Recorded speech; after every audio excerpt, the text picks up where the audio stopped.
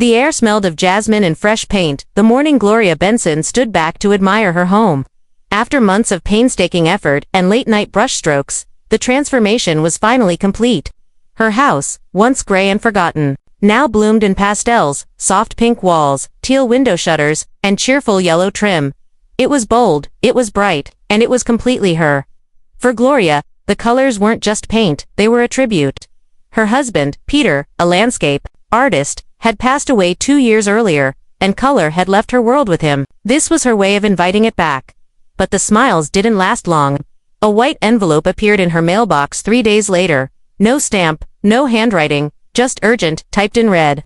Inside was a neatly printed letter from the Willow Ridge Homeowners Association, citing her for visual nuisance and violation of community aesthetic cohesion. They gave her 14 days to repaint the entire exterior, or face fines. She reread it twice, then laughed. This had to be a mistake. Gloria wasn't one for drama, but she believed in courtesy. She called the HOA office, left a message, and even dropped by the next scheduled meeting to explain the story behind the paint. But no one looked up. The board president, Gerald Munn, didn't even acknowledge her presence until the end, when he announced to the room that the matter was being handled. The following week, the fines started. First $50, then $100, then $250, each envelope, colder than the last.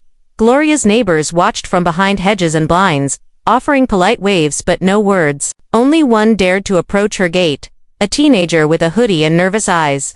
He handed her a flash drive and said, "My dad was on the board. He quit last year.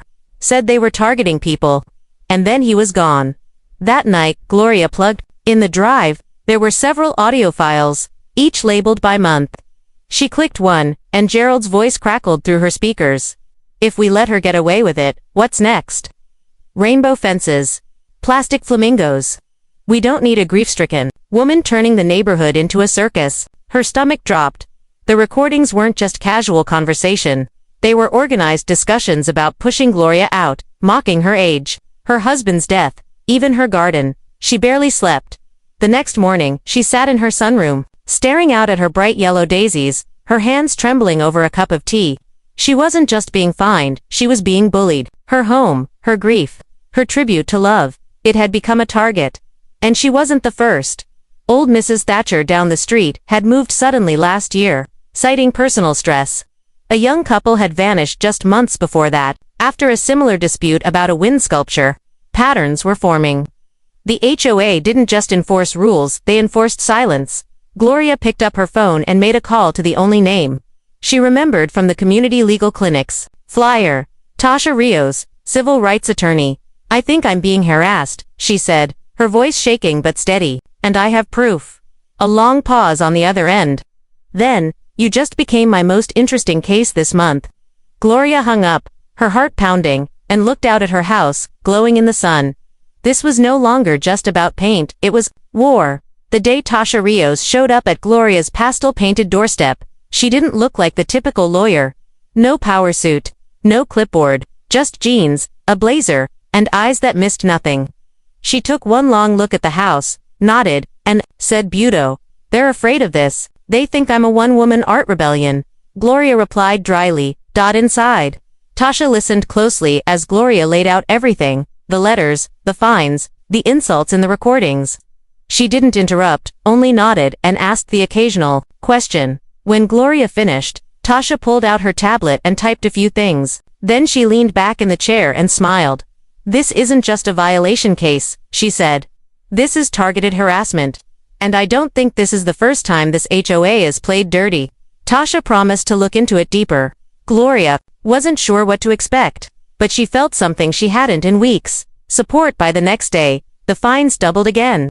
A new notice was tacked to her fence, claiming she violated height regulations with her flower planters. Another accused her of excessive outdoor ornamentation. She had 2 hanging lanterns, then the pettiness escalated. Someone clipped her tulips. A potted plant disappeared. Her mailbox was jammed with glue one morning. Gloria filed a police report, but the officer shrugged. These HOA things usually sort themselves out. Best not to stir the pot. That night, she reviewed the flash drive again. The The recordings seemed worse the second time. One board member casually joked about turning up the heat on the old lady.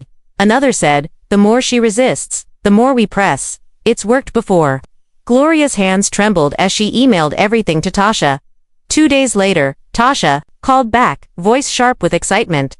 "I found something," she said. "The HOA's charter was amended last year, illegally. They never filed the update with the city. And there's more." Tasha explained that Gerald's wife, Cynthia Munn, owned an interior design company. Gloria hadn't known. But according to tax records, the HOA had approved a contract to consult on neighborhood color schemes, and paid Cynthia's firm $18,000 over 8 months. Using homeowner dues. "They're using fines and violations to funnel business to her," Tasha said. "It's a racket dressed up as regulation." Gloria felt a rush of anger she hadn't known she was capable of. They weren't just bullying her, they were profiting from it. And they thought she'd roll over like the others. She wouldn't. Tasha began drafting a formal complaint. In the meantime, she advised Gloria to keep a log of everything. Every letter, every incident. Gloria did just that, snapping photos, making notes, even recording when unfamiliar cars cruised slowly past her home at night. One evening, as she watered her flowers under the soft yellow porch light, she spotted a man in a gray suit standing at the edge of her property. He didn't move, just stared, then slowly walked away. When she raised her phone, she sent the footage to Tasha, who responded quickly, "That's a board member. Don't confront him. Let me handle it." Later that night, Gloria received another anonymous envelope. No note, just a printed HOA newsletter from 3 years ago. At first glance, it looked harmless, but something at the bottom caught her eye. A list of preferred vendors, one of them the same landscaping company that had been mysteriously cutting back her plants. The billing address, Cynthia Moon's home. Gloria stared at the page, her pulse racing. This wasn't just personal, it was coordinated. Gloria had seen intimidation before. She taught public school for 30 years. She'd broken up fights in hallways, dealt with screaming parents, even once disarmed a student with a switchblade. But this was slower, creepier, a campaign of constant invisible pressure, like the walls of her life were quietly closing in. The morning after she found the vendor list, she woke to find her backyard gate unlatched. Her compost bin had been dumped, and someone had snapped the arms off her garden gnome. Nothing stolen, just ruined. She called the police again, but the officer this time simply asked, "Do you have enemies, ma'am?" She wanted to scream. No, she didn't have enemies, she had an HOA. Tasha, meanwhile, was building the case. She'd filed for a cease and desist, citing harassment and violation of privacy. She'd also submitted a request for financial records under the state's HOA transparency laws. Unsurprisingly, Gerald's office delayed it. Then came the real punch. The HOA posted a notice on their website that Gloria's home had been flagged as a community concern and was now under board review for remedial measures.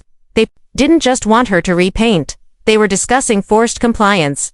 Gloria sat alone at her kitchen table, staring at the screen, feeling like she'd stepped into a nightmare. She remembered when she and Peter first bought the house, how they'd dreamed of retiring in peace, tending the garden together, painting on the weekends. Now, her sanctuary was turning into a war zone. Later that week, 2 new citations arrived, one for wind chime noise exceeding decibel allowance, the other for grass height inconsistent with HOA standards. Gloria didn't even own a wind chime. She went outside and saw it, a cheap tin chime hanging from her porch light, clearly planted. The audacity chilled her. But she wasn't the same woman who cried reading that first violation letter. She was angry, now focused. And more importantly, she wasn't alone. That night, she emailed the neighbor who had originally slipped her the flash drive. His name was Kyle, a quiet man in his 30s who'd moved back in with his father. He agreed to meet at dusk, behind his dad's tool shed. "I was scared when I gave it to you," he admitted. "My dad, he quit the board because of what they did to the Stricklands. They painted their shutters navy blue. Not even that. Bright and Gerald fined them $12,000 until they left." Gloria pressed him for details. Kyle had more recordings, more files, even photos from board meetings that showed a pattern. The HOA targeted widows, retirees, and non-traditional families, people less likely to fight back. He handed her a second flash drive. "I was going to delete these, but I think you can do more with them than I can." The next day, Gloria sat across from Tasha in her office. watching as her attorney clicked through dozens of files, emails with line items for property compliance incentives, a phrase Tasha immediately flagged as code for fines, recordings where Gerald openly joked about weeding out the oddballs. "I've seen corrupt boards before," Tasha murmured. "But this is a business operation, hiding under fake bylaws." Gloria leaned forward. "Then let's burn it to the ground." Tasha smiled. "Better. Let's sue them into the dirt." But just as they began drafting the official complaint, Gloria's phone pinged with a motion alert from her security cameras. She opened the footage and watched. Stunned, a man in an HOA jacket was on her porch, unscrewing her doorbell camera. The man in the footage was clearly visible, middle-aged, stocky, wearing the familiar Willow Ridge HOA. Gloria paused the video and zoomed in. It was Mark Riley, the HOA's compliance director, known for his smug smile and for sending out most of the violation notices. Now, she had him on video trying to tamper with her security system. The next morning, Tasha submitted the footage as part of the official harassment complaint. She also filed for a temporary restraining order against Riley, which the court granted without hesitation. "They're slipping," Tasha said as she packed her briefcase. "Bullies always do when you put the spotlight on them." Then came the long-awaited day, court-ordered discovery. The HOA was legally required to turn over financial records, email logs, internal memos, and board meeting transcripts. What they delivered was a mess of half-missing files, redacted documents, and folders labeled irrelevant. Tasha wasn't amused. She filed a motion to compel full transparency, and this time, the judge agreed. The HOA had 1 week to provide unedited originals. If they failed, they risked court sanctions. As the walls closed in, Gerald Munn tried to spin a different narrative. He went door to door handing out a new community memo, portraying Gloria as a disgruntled rule-breaker attacking the very foundation of the neighborhood. Most residents ignored him. A few quietly slipped the memo into Gloria's mailbox, with notes scribbled in pencil, "We're with you." Back in Tasha's office, the new batch of documents finally arrived, and the bombshells dropped one after another. One email from Gerald to the board, read, "If we push her hard enough, she'll either move or break." Same as the Thatchers. Another from Cynthia Munn, the interior designer wife, mentioned a bonus she expected for 3 successful paint rejections. She even attached screenshots of Gloria's house with sarcastic captions, "Carnival Edition. Bring your popcorn." But the worst came from an internal memo marked confidential, dated nearly a year earlier. It listed 5 households the HOA considered targets for aesthetic correction. Gloria's name was first. The others, all elderly, all retired, all now mysteriously gone from the neighborhood. "This isn't just abuse of power," Tash said, tapping the desk with the edge of the file. "This is a pattern. Coordinated harassment for the purpose of property manipulation. We're going to sue for emotional damages, attorney's fees, and unlawful conduct." The case was taking shape. Then, out of nowhere, a former HOA board member named Elaine Miles contacted Tasha. Her message was short. "I quit after they forced the Lesters to repaint their fence. I've kept every email. I'm ready to testify." They met the next day in a coffee shop. Elaine, nervous but firm, handed over a thick manila envelope and began talking about board meetings where votes were faked, elections manipulated, and problem residents discussed like pests to be removed. She had it all: dates, names, and receipts. "Gerald doesn't care about harmony," Elaine said. "He cares about control." And Cynthia, "She made more off those violations than she ever did in legit design work." That night, Tasha called Gloria. "We just hit the jackpot. This isn't going to be a quiet case anymore. This is going public." As if on cue, the next morning a local reporter knocked on Gloria's door. Word had gotten out. He'd heard whispers about a lawsuit brewing and wanted her side of the story. Gloria stood on her front porch, pastel walls glowing behind her, camera pointed straight at her. "You want a quote?" she said. "Tell them this. They thought I'd back down. But I'm not leaving. I'm painting." Within 2 days of the local news segment airing, Gloria's quiet street was no longer so quiet. The story ran under the headline, "Homeowner battles HOA over paint and privacy's this harassment." It featured footage of Gloria standing proudly in front of her pastel home, snippets of Tasha explaining the legal fight, and even a blurred clip from the security footage showing Mark Riley unscrewing her doorbell camera. It went viral in the city overnight. By morning, her email inbox was full. Messages from strangers, some offering help, others sharing similar stories from their own neighborhoods. Several people stopped by just to thank her. A few left flowers on her doorstep, but not everyone was happy. Gerald Munn wasted no time. Issuing a public statement, he called the lawsuit a baseless personal vendetta and accused Gloria of misrepresenting the HOA's intentions. He claimed the violations were justified, the enforcement routine, and the emails taken out of context. It backfired. Comments flooded the HOA's social media pages. Homeowners started questioning everything. Where were their dues going? Who approved the payments to Cynthia's company? Why had so many families quietly disappeared in recent years? Then came the petition. Started anonymously, it demanded Gerald Munn's immediate resignation as HOA president. Within 48 hours, it had over 200 signatures, half the neighborhood. Tasha filed a motion to expedite the trial, arguing that the HOA was attempting to destroy evidence. A judge granted it. The court date was set just 3 weeks out. In retaliation, the HOA sent out one final warning to Gloria.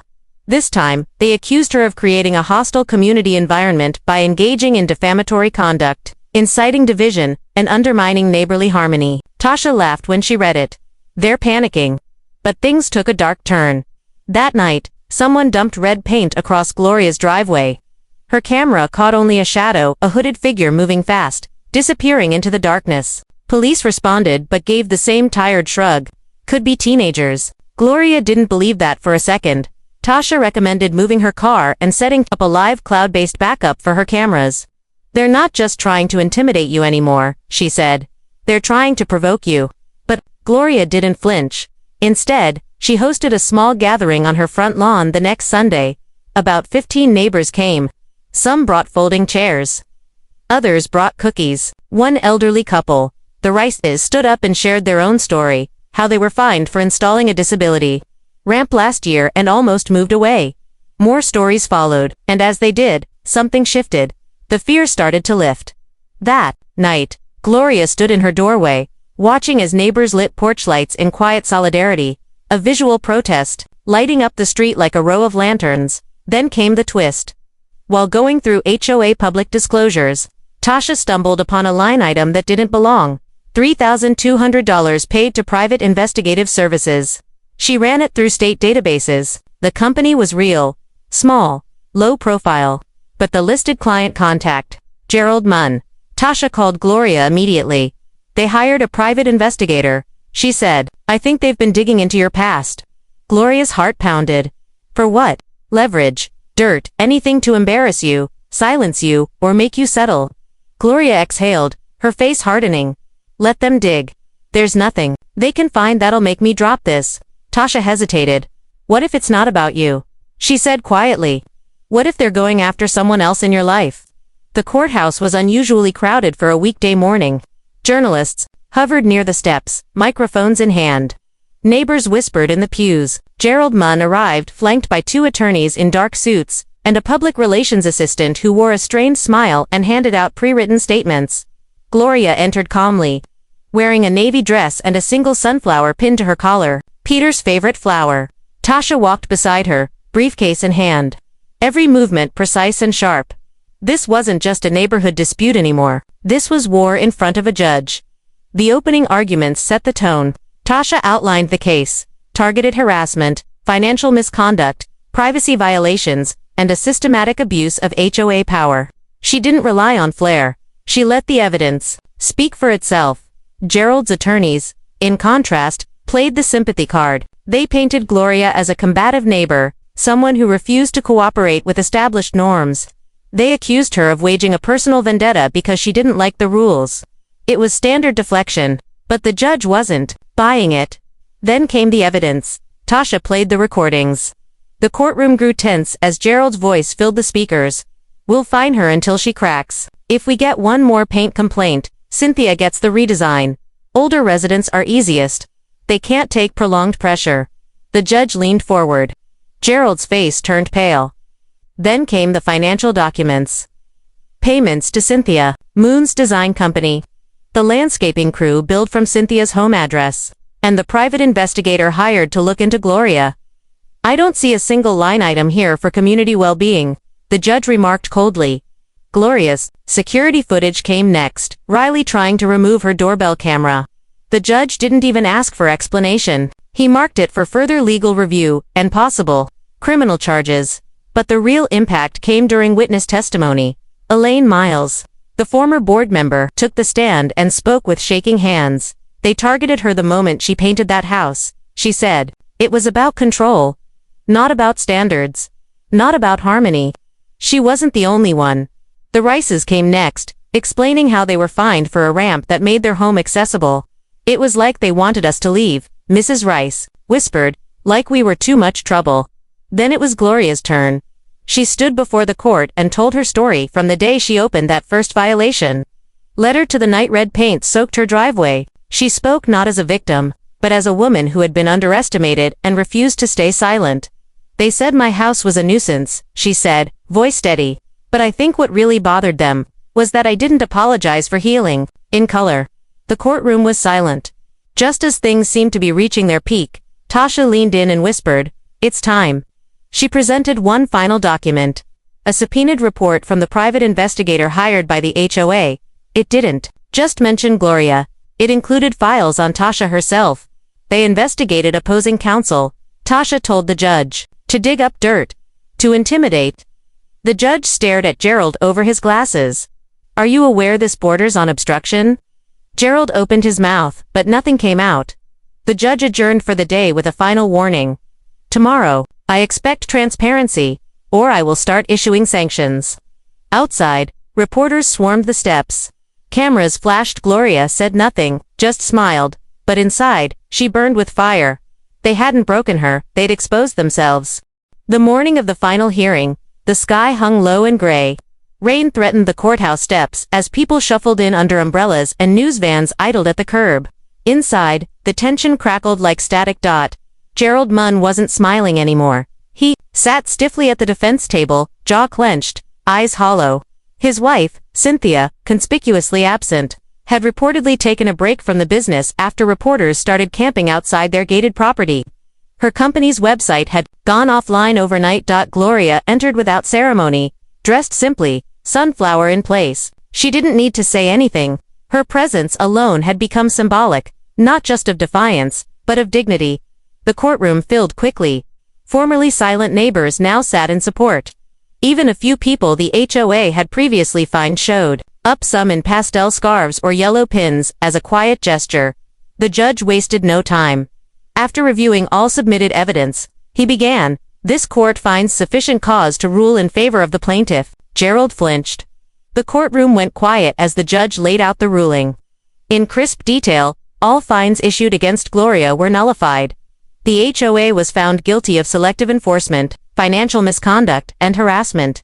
The organization was ordered to pay $125,000 in damages, including emotional distress and attorney's fees. Further, the court ordered a third-party audit of all HOA finances from the past 5 years. There was more. Gerald's actions in hiring a private investigator, especially one that investigated opposing counsel, were referred to the State Bar Association for review. The judge stopped just short of criminal contempt but made it clear, if evidence of further tampering emerged, criminal charges were on the table. Then came the final blow. By court order, Gerald Munn was removed as HOA president, effective immediately. His name would be barred from holding any official role in the Willow Ridge HOA or any community governance board for the next 10 years. Gasps rippled through the room. Gloria sat still, quiet, but inside, her heart was thundering. It was over, but not everyone was taking it well. As the courtroom cleared, Gerald stood by the window alone, watching the rain begin to fall. A reporter approached with a microphone. He raised a hand and snapped, "No comment." Then he turned and stormed out. Outside, Gloria faced a swarm of reporters. Tasha stood beside her, smiling like she already knew what questions would come. "What's next, Ms. Benson?" one reporter asked. Gloria looked into the lens and replied, "I'm going home. To water my garden." Later that evening, back on Willow Lane, neighbors gathered quietly on Gloria's lawn. No invitation needed, it just happened. Someone brought cookies. Another brought lights. The Rices played soft jazz on an old speaker. It wasn't a celebration, not quite, but something gentler. A return to peace. Then, just as the sun dipped below the clouds, a sleek black SUV rolled slowly past her house. The windows were tinted. It paused at the corner, where the HOA mailbox stood. Inside, Gerald sat behind the wheel, staring at the home he couldn't control. Then he drove away, and didn't come back. The next morning, a moving truck appeared outside the Munn residence. Word spread fast. By noon, Cynthia's office furniture was on the curb. The mailbox had been stripped, and the house that once loomed like a fortress suddenly looked smaller. But just as Gloria thought the war had finally ended, she opened her mailbox and found a plain envelope, no return address. Inside was a typed note. "You think it's over? But some of us aren't done with you yet." She stood in the driveway, staring at it, the rain beginning to fall again. "Not done," she smiled. "Let them try." The anonymous threat sat on Gloria's kitchen table for 2 full days. She didn't show it to the police, didn't tell Tasha, didn't even mention it to her neighbors. She didn't have to, because for the first time, in her life, she wasn't afraid. The fear had burned off somewhere between the court ruling and the moment Gerald Munn watched everything he built collapse. She could still see him, standing frozen behind that courtroom window, powerless. For the first time, let them send their little notes, let them glare through their curtains. That kind of power only worked if you flinched. Gloria had learned not to. 2 weeks after the verdict, the Willow Ridge HOA held a special election to rebuild its leadership. And this time, it wasn't just the usual suspects in stiff suits and clipped smiles. This time, the entire neighborhood showed up to everyone's surprise. Even her own Gloria's name had been nominated for president. She hadn't planned on accepting, but standing at the podium in the community center, looking out at the tired, hopeful faces of the people she once thought would never speak up, she realized she had no choice. They didn't want someone who would enforce rules. They wanted someone who had survived them. She accepted. The change was swift and loud. Gloria and her new board rewrote half the bylaws within the first 90 days. Out went the aesthetic review panel, the vague paint restrictions, and the penalty system designed to nickel-and-dime people into submission.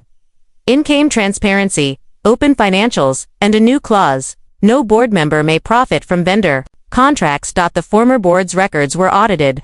2 members were fined for misuse of funds. Cynthia Munn was banned from offering services to any HOA in the state for 5 years. The neighborhood didn't just breathe easier, it bloomed. The Stricklands moved back in.